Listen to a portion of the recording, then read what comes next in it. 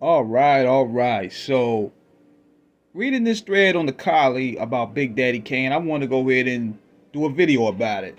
So, my question to y'all is what really caused Kane to suppose to have fell off? Now, not taking away his talent because this dude is definitely one of the GOATs. Two classic albums. We talking Long Live the Kane. It's a Big Daddy thing. But somewhere amongst the way, he lost his way somewhere around that third album. And a part of it could be because he started doing what he wanted to do. And he just went 380. Like what he tried to do, and I feel that he tried to emulate LL's formula and he doubled down on it with that commercial shit. Especially with the Barry White record. That Taste the Chocolate album, that's where he started to really double down on a lot of that stuff. And it threw his fan base for a loop. Because people wanted to hear more of the lyrical acrobats over raw beats. But instead, he doubled down on the R&B commercial lane. He wanted to sell his sex appeal. And at the same time, it alienated a lot of his base, man. Because it's like, man, look, that's cool for a song here and there, like Smooth Operator. We like that type of stuff. But we come to you for the lyrical acrobats. We want that type of shit. We'll go to LL for it, you know?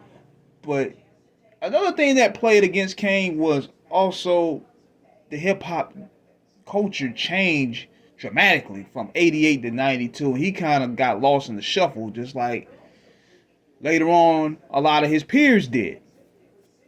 Because hip hop was evolving. It was evolving lyrically, but also it was going darker. It was also going more street.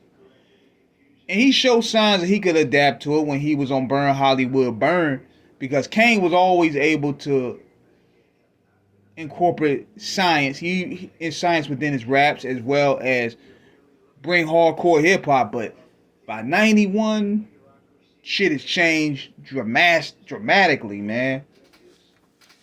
And a lot of his peers, like Public Enemy, got caught up in there later on. Slick Rick got caught up in it. Rakim even got caught up in it. G Rap was one of the few that was actually able to adapt because that's his lane. That's where he started coming out with albums like Live and Let Die. He was able to adapt into the 90s. Whereas guys like Kane, he kind of got fell in the lace in the wayside a little bit. And by the time he's tried to come around with Daddy's Home, he tried to come back around and get in the mix with the young guys, it was a little bit too late. He was seeing us over the hill, which was sad to say, but he still had a lot to give. There was some joints on that other album he dropped, Veterans Day, where he still like he could bust a rapper ass.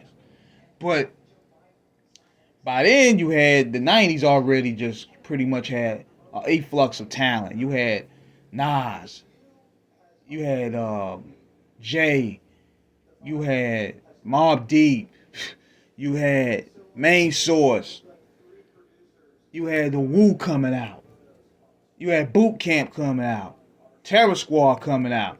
It was too much for Kane at the time. But at the same time, you had Naughty by Nature coming out. You had Redman coming out. It was too much to compete with, bro. But at the same time, those rappers also gave Kane his appreciation. They also gave Kane his accolades as a spitter. They never dissed him. But the industry itself, it was already changing, man. So my opinion is he wanted to get out of that Warner Brothers contract. He just started putting out shit, just started doing what he wanted to do. But at the same time, he also lost his base. Even with the Dolomite, like he loved Dolomite. He went and put Rudy Ray Moore on the album. He wanted Barry White. He put Barry White on the album. Even though his label, this is one of the few times where the labels are actually right. They like, man, look, man, this gonna fuck your image up, man. You do this R&B ass song with Barry White. Even though Barry White one of the GOATs, don't get it twisted.